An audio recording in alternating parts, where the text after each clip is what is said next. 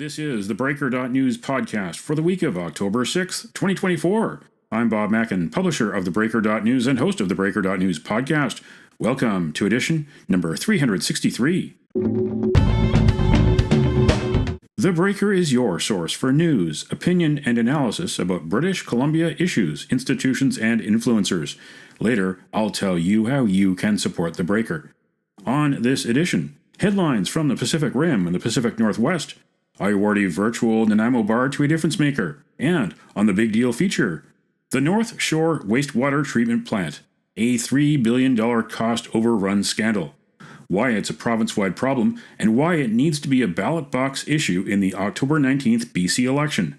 My guest is Daniel Anderson, spokesperson for the North Shore Neighbourhoods Alliance.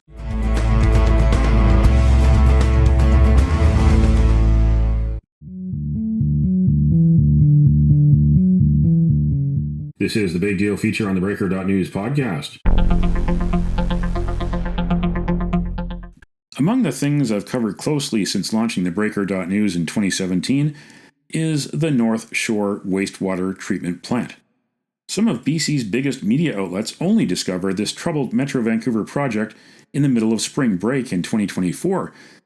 That's when Metro Vancouver Commissioner Jerry Dobrovolny revealed that it would cost almost $4 billion and take until 2030 to complete.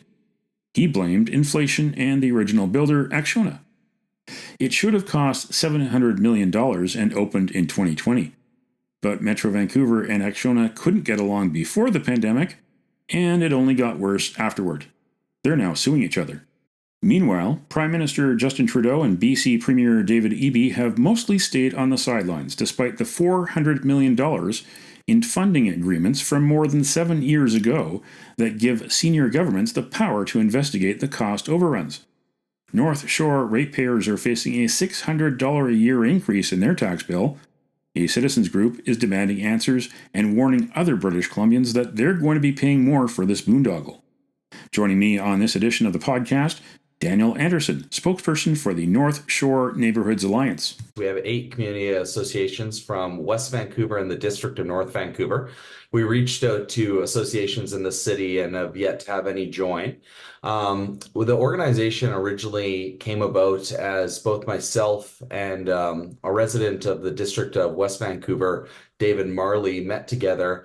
And we had similar concerns to the ones you've mentioned, namely that North Shore taxpayers were on the hook for an ever-growing bill. And not only was the bill itself a problem, but the fact that what led to it, those problems, they seem to have not been addressed and they have remained persistent. So our thought was that we needed to get together with local residents and put pressure on both municipalities to raise their voice to the province, but also to speak to provincial hopefuls as the election came forward, and potentially even federal hopefuls as the federal election seems to be looming in its own way lately. And our thought is that we needed a public independent inquiry into what had gone wrong here, given that more and more infrastructure projects are popping up around the province, and all of them seem to be running quite a bit over budget, which tells us that something's going wrong when it comes to Metro Vancouver operations. So I'm not going to list through each and every community organization, but we've got a number that have been from the kind of Edgemont area. We've got the British Properties. We've got Ambleside in there. We got Seymour. So we've got a wide array of groups that are coming together, and they're saying this is a kind of like the groups of Rohan and Lord of the Rings. We need to all come together because we got a bigger issue on our hands, and we need to have a coalition's voice speak to this matter. Yeah, this in many ways is the tipping point of affordability. People who already pay property taxes, and the North Shore especially, are paying for the operation of the local governments. They're paying for the operation of schools. They're paying for the upkeep of roads and parks and recreation centers. And now this. And if this isn't solved, it's going to have a cascading effect on other hopes and dreams for infrastructure improvements in the years to come. Yeah, absolutely. And you're putting your finger on the exact right issue, which is that we've seen this massive influx of population, especially into metropolitan areas, and that's come with federal policy. But as these municipalities grow in size, of course, you need the infrastructure to support them. And we've got this weird situation where this creature of the province, Metro Vancouver, was built to manage these infrastructure projects that affected multiple municipalities. But the management of that organization of Metro Vancouver seems to have gone off the rails in some ways. And our group's position is simply to say, can we find out what's going on here? Can we figure out, is this a problem with the governance model? Is it a problem with how the contracts are being constructed? I know you've touched on that before. And when there's these massive cost overruns, as we've seen with this project at the North Shore Wastewater Treatment Plant, we can't simply say that now there's a premium on people living in this region for the next 30 years. We're talking about people's kids, their grandkids. We're talking about what could be index funds dedicated towards people's kids' education. These are large sums of money, and the answer we're being given is tough. Um, Costs are rising, inflation is happening, costs of construction and supplies are going up. We're being given all these kind of what's the word? Prepackaged answers to this problem. But what we're recognizing is that it's unsustainable, and unless we get a handle on the problem, it's only going to get worse. How is it going to affect you? What's your estimate for your bill increase? We have yet to get concrete numbers. That's another issue, right? So we're getting told this number of 590. Some people are saying that's going to be tied to property assessments. That's West Vancouver's plan at the moment. There was even uncertainty about whether this was going to go into utility bills and be non-deferrable, or whether it was going to be something like taxes where you could pay it off in installments if necessary. But the uncertainty around the issue is growing because we've got this figure for the next 30 years of 590 that's been thrown around. It doesn't include decommissioning the old site. It doesn't include soil remediation. It doesn't include the cost of the civil action launched by Acciona against Metro Vancouver. So we've got this confluence of factors leading to a big question mark when it comes to what people are actually going to have to pay. And that's causing lots of anxiety and worry in the residents of North Vancouver. So I'm sure not ready for whatever surprise comes in my bills in the next few years. And my plan and our association's plan here is to see that we've got some support from our federal and provincial partners so that it's not this massive sum that's coming on to everyone's bills once a year, because it's going to be a premium for living in North Vancouver, and we're probably going to see an exodus. In fact, we've seen reports from many people across BC in terms of affordability saying we're going to Alberta, we're going elsewhere because this is an unaffordable province to live in. And we need to change that because fundamentally we want families to be able to prosper here and to flourish and to remain in the place that they call home. Now, Metro Vancouver will look at doing an audit. They've hired John Hunter, former Court of Appeal judge, who was a well-known criminal defense lawyer for many, many decades. He's going to try to find the terms of reference, try to find an accounting company or auditor to do the job, while at the same time not step on the toes of the lawyers who are involved in the Acciona counter lawsuit. Is that satisfactory for your group? No, no, it's not. And here's the problem, right? We're actually just putting together a news release coming up for this weekend. And one of the problems has been that we've got these terms being thrown around, right? They're kind of, again, prepackaged responses. So we've got transparency, you hear that word all the time. You got independent. The issue is that the devil is in the details when it comes to this stuff. So let's go through the history of it, right? Initially, we hear that EB is kind of saying, well, maybe we should do an audit. Funny that he's got all of these tools at his disposal and he's kind of pondering as if maybe someone should do something. Then we've got this replacement of the chair of Metro Vancouver. He tries to throw his friend in to do the review. Everyone says, whoa, whoa, whoa, conflict of interest. And now we've got, as you pointed out, something that they're calling an independent review, but there's a bunch of areas that you can't touch because of civil action. And that's precisely the worry, is that we need the inconvenient questions to be asked. And fortunately for us, there is a solution on the books. It comes in 764 of the Local Government Act. It's the Inspector of Municipalities. And in their capacity, they're able to come in, they're able to actually put a halt to metro operations if they need to, look into the books, do a full public independent review, and actually field questions from the public. And let me tell you, one of the things that I see in the email inbox of the North Shore Neighborhoods Alliance is plenty of people from the public that have been involved in the project, are experts in the area, and they've got inconvenient questions that Metro needs to answer. And one of the things, a common kind of counter argument that gets fielded is, well, you really don't want to slow things down any more than they've already been slowed down. And that's such a short-sighted argument. It's myopic. Because the fact is if Metro Vancouver continues to have these cost overruns on other projects, continues to write up contracts that put taxpayers, local taxpayers, on the hook for these massive overruns, then this isn't the end of the story.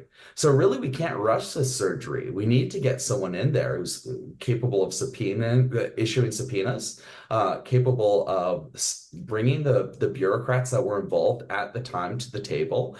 And yes, that might be uncomfortable for the government that's presently in power. We know that there's a lot of individuals connected to the NDP right now that were in local government when this occurred. But the fact is that the public deserves answers because these are our taxpayer dollars. And we need to have faith and assurance from Metro Vancouver that we're in good hands. And I don't believe anyone on the North Shore believes that right now. And as distrust in institutions and government continues to grow, people are looking for solutions. You can see them looking for it everywhere. But the fact is that there's an easy place to start. You've got a tool on the books that was used when municipalities went bankrupt in the 1930s. It's called the Inspector of Municipalities, and they're there to jump in when things are going wrong, and they are going wrong. Metro Vancouver is a creature of the province. And I find it interesting for the NDP government. They got involved to impose a solution in Surrey to the policing issue, to make the Surrey Police Service the new municipal force, the police force of jurisdiction by the end of November this year. They also gave City of Surrey money to pay the higher costs of policing after they get rid of the RCMP. Province-wide, the NDP government has also gotten involved from a housing standpoint to take over many aspects of housing legislation and regulation, take it away from municipalities. But they haven't done the same with Metro Vancouver. It seems like an interesting conflict, especially in an election year. It makes you wonder why. Yeah, and you know what? The thing is that as tempting as it is to speculate in these cases, and naturally we do it. You say, okay, what's exactly going on here? Is there something fishy happening behind closed doors? The fact is that we don't know. And that's why independent public reviews are so important because they bring everything out into the open, and that's good for everyone. Because otherwise, the worst case scenario comes to people's minds. They say, is there corruption here? Is there nepotism here? What's going on? So really what we need is we need someone independent in full view of the public to say, okay, here's what Metro Vancouver is doing, and here's perhaps some recommendations for reform. I completely agree with you. I think it's a bit bizarre that the premier, who just merely needs to call upon his cabinet to enact this solution has been so reluctant to, and right in the midst of election season. Just yesterday, we actually saw Rustad come out, and I'm surprised it took his party so long, saying if we get into power, we are happy to conduct an independent review. But again, that word independent, the devil's in the details. What does Rustad mean? What's that going to look like? And how is that going to be more robust than what's happening right now within Metro Vancouver? What kind of response are you getting one-on-one with the people in power at the different levels of government? Yeah, so let's start with municipal before I get to the MLAs. So municipally, we've seen that the city of North Vancouver, as you know, there's two cities within North Van. There's the district and the city. The city put forward a motion in June, I believe it was June 17th, calling upon their mayor to write asking for an independent review, and that's a great first step. In terms of West Vancouver, we saw a lot of reluctance and pushback from the municipal councillors in putting forward a motion, but they have offered at least a potential solution in terms of how they're going to deal with those costs within their municipality. They've suggested it would be tied to property assessments, and the details are forthcoming there. With regard to the district, we did have a motion forthcoming that was meant to happen in September, but it was kicked to November by the councillor bringing it forward. But interestingly enough, where we're seeing the most activity is actually outside of North Van, where Daniel Fontaine and a number of other municipal councillors brought forward special motions to their councils asking for precisely what our coalition has been asking for, which is Section 764 of the Local Government Act to be used because it seems appropriate under these circumstances. In terms of MLAs, our organization reached out in July looking for comment. We did get a response from John Rustad. Rustad basically said that funds would be contingent upon the outcome of a full independent review, which we fundamentally think makes sense. There's no point pouring money down a sieve if it's not going to go anywhere. It's just being poorly managed by Metro Vancouver. Don't just give more money. That's financially responsible. The issue has been that there's been such a delay in a call for that review and the details of what that review ought to look like. In terms of the MLAs responding, I haven't heard anything from Bowen Ma, Susie Chant, Corinne Kirkpatrick. We've heard a little bit back from some of the conservative MLAs, repeating what Rustad has said. It's good to see some action picking up around this because I really do think, and I guess time will tell, I think this is an election issue when it comes to North Shore residents. I think what we're really saying is it's not just about the party leader. It's about the ridings themselves, the concerns of individuals living within those ridings. And for North Vancouver, our residents are looking at this massive bill, 3 decades that it's going to be spread across. And we're saying, no, we actually need someone to go to bat for us. We need someone to represent us. And it's important that this doesn't get swept under the rug because this is the time to act. This is the time to actually signal that you're here for the residents of North Vancouver, and West Vancouver for that matter. And we're really hoping that that the messaging gets a little stronger as the election approaches. One final question. On a long-term basis, to prevent this from happening again at Metro Vancouver, should there be a major governance review, if not a full change in the way it's governed? Should there be direct elections for the directors of Metro Vancouver who right now are essentially just seconded there by their councils? Yeah, it's a huge question. So I'll talk about maybe the horribly funny part of this, which is that a lot of municipal politicians are making more money working for Metro Vancouver as their side hustle than they are in their own municipalities. It's a lot of money that they get for sitting in these meetings and filling these positions. And it's hard not to see it as a conflict of interest, even if on paper it's not. There's also, as you point out, the issue of representation here is that there's some democratic oversight, but it seems like that democratic oversight is insufficient in terms of preventing some of these cost overruns that we've seen. I guess our coalition's position at this time is it'll be interesting to see if we can actually get a robust public independent review, what the findings are. Because in some ways, we're in the dark right now. There's that pending civil action between Acciona and Metro Vancouver. We're worried a lot's going to get hidden behind non-disclosure agreements. And our thought is the sooner the better, because if we can get some information on what's actually going on here, perhaps we'll hold up the possibility that a lot of the problems, especially in this one project, came from who was contracted, Acciona. That's a possibility. It's also possible, as you point out, that we need to fundamentally review what's going on in terms of the governance structure. But both of those are welcome if that's what needs to be fixed. The fact is that government is iterative. We're trying to create the best system we can, and it's not a perfect system. And the only way that we do that is by saying what's working and what's not. And that requires a bit of humility on everyone's part and saying, okay, let's fix what needs to be fixed and keep what's working. So hopefully we get some answers on this. So thank you again for joining me on the Breaker.news podcast, Daniel Anderson, spokesperson with the North Shore Neighbourhoods Alliance. It's a coalition of 8 North Shore community associations over the North Shore Wastewater Treatment Plant, which is going to cost at least $3.86 billion, and it'll take until 2030 to build. That's according to the current schedule. That's 10 years late. It was supposed to be ready in 2020 for $700 million. Many questions remain, and people want answers. And a postscript. Metro Vancouver directors are paid $525 for the first 4 hours of a meeting. If the meeting goes over 4 hours, they automatically get double the pay, $1,050.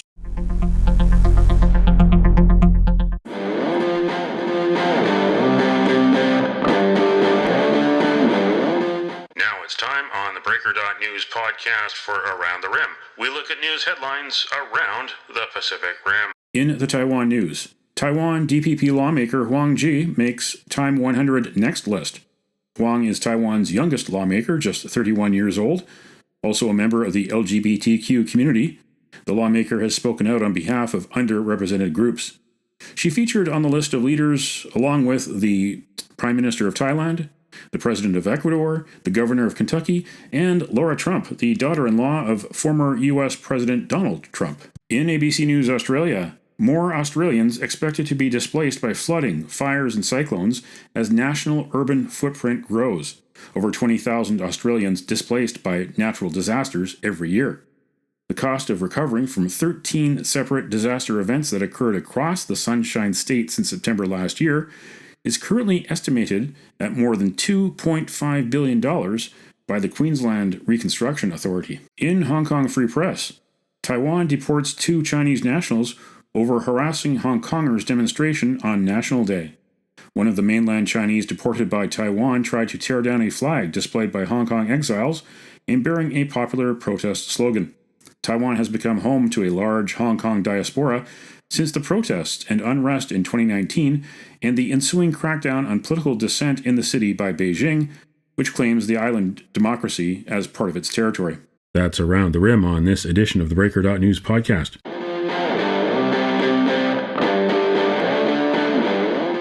Now it's time on the Breaker.news podcast for Cascadia Calling. We look at news headlines around the Pacific Northwest. In Willamette Week, a professional pickleball league is starting in Portland. Spectators will see that it's a totally different game at the pro level. Jason Bach is captain of the Rose City Riverhawks, one of the 4 teams, including the PDX Puddle Jumpers, Bridgetown Brewers, and Stumptown Grinders. And while the sport is famously popular with retirees, the ages of the PPL players range from only 17 to the mid-40s. Many of them, including Bach, came to pickleball from the high-level tennis world. Bach recruited mostly from the Portland area, though there are some players from Central Oregon and Washington. In Investigate West, over half of sexual assault cases in Washington's King County end in plea deals. Of the minority of sex crimes that result in convictions, 60% end with guilty pleas to lesser offenses, leaving survivors disillusioned with the process. This can mean that victims lose certain legal protections. When defendants plead down to a non-sex offense, for example, sexual assault no-contact orders are terminated and the perpetrator doesn't register as a sex offender. And in the Breaker.news, read these stories. With election in sight, NDP demanded Surrey City Hall keep policing truce secret. And review, no clear winner in first of 2 BC leaders debates.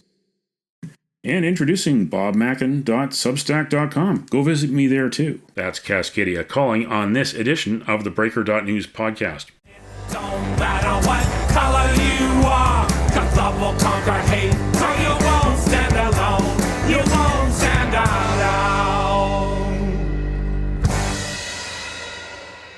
The virtual Nanaimo Bar, brought to you by Spruce Hill Contracting. Every week we end the Breaker.news podcast on a tasty note by awarding the goodness of a virtual Nanaimo Bar to people making a difference. A virtual version of the province's favorite dessert bar goes this week to librarians and all the other folks who work at libraries around BC. Thank you for what you do at what has been called the People's University. That's because October is Library Month in BC. You can nominate someone for a virtual Nanaimo Bar. Send me an email to bob@theBreaker.news. Spruce Hill Contracting, custom homes and renovations. Find more information at sprucehill.ca.